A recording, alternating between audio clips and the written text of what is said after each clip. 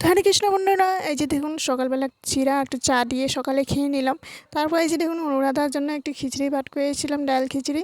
তারপরে খাওয়াইয়ে দিই। তারপর এই যে আজ সকালবেলা ওর হাতে একটু ব্যথা পেয়ে গেছিলো, দেখা দিয়েছিলো হাতটা একটু। তো এদিকে একটু কিছু দিয়ে লাগিয়ে গেছে। তো খেলার সময় একটু মলম সলম লাগাই দিলাম, তো একটু ব্যথাটা কমলো। তারপর এখানে বাজার যেতে হবে, সবজিও শেষ হয়ে গেছিলো, আনতে হবে। তো চলো যাওয়া যাক। এদিকে আমি বের হয়ে যাই তাড়াহুড়া করে।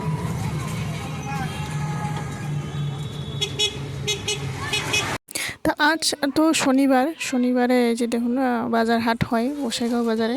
তো সবজি সবগুলো কি লাগে সবগুলো নিয়ে আসলাম। তো এই যে দেখুন তাড়াহুড়া করে রান্নাটা স্টার্ট করব। তো এদিকে আমি আগে সবগুলো আগে গুছিয়ে ফ্রিজের মধ্যে রেখে দিলাম, আলু সালু যত সবজি ছিল। তো এই যে দেখুন মাগুন করতে এসেছে এরা মানে সামনে, এখানে বেশি দূর না। তো এদিকে মানে চড়ক পূজা করে। তো এই যে কি বস্তু হয় আমি এটা বুঝি না, এটাকে পূজা করতে হয়।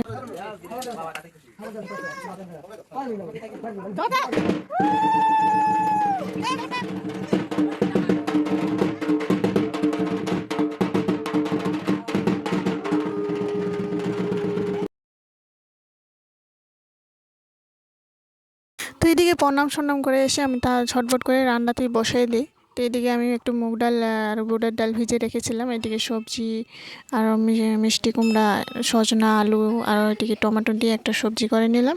তো আজ বানাবো সাম্বারের মশলা। তো এই মানে ঠান্ডা ঠান্ডা মানে একটু গরম দিনে এই টেঙা টোঙা একটু খুব ভালো লাগে। এটাই করলাম, বেশি সময় আজ অনেক সময় হয়ে গেছিলো, তাড়াহুড়া করে বানাইলাম। সবগুলো দিয়ে যে দেখুন ডালটি একটু সেদ্ধ করে নিয়েছিলাম, বুটের ডাল মুগের ডাল দিয়ে সুন্দর মিলে যায়, কি সুন্দর হয়। তারপর সাম্বার মশলা করেছিলাম, একটু গোটা গোটা মশলা সুন্দর করে ভাজাভাজি করে মিক্সারে গ্রাইন্ড করে তারপর এই যে দেখুন ডালের মধ্যে দিয়ে দিই সুন্দর করে, কি সুন্দর হয় মানে সেন্টটা অন্য ধরনের হয় না, খুব সুন্দর লাগে। তারপর তাড়াহুড়া করে এখানে দেখুন ভাতটিও বসিয়ে দিলাম, গ্যাস গুস পরিষ্কার করে নিই। তারপরে যে দেখুন অনেক টাইম হয়ে গেছিলো, খিদেও পেয়েছিলো, তাড়াহুড়া করে রান্নাটি শেষ করে নিই। তারপরে এই যে দেখুন গরম গরম ভাত দিয়ে সাম্বার মশলা দিয়ে খুব সুন্দর হয় খেতে।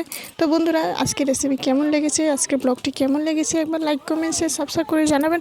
আশা করি নেক্সট ভিডিওতে দেখা হবো। আজকের জন্য টাটা, বাই বাই।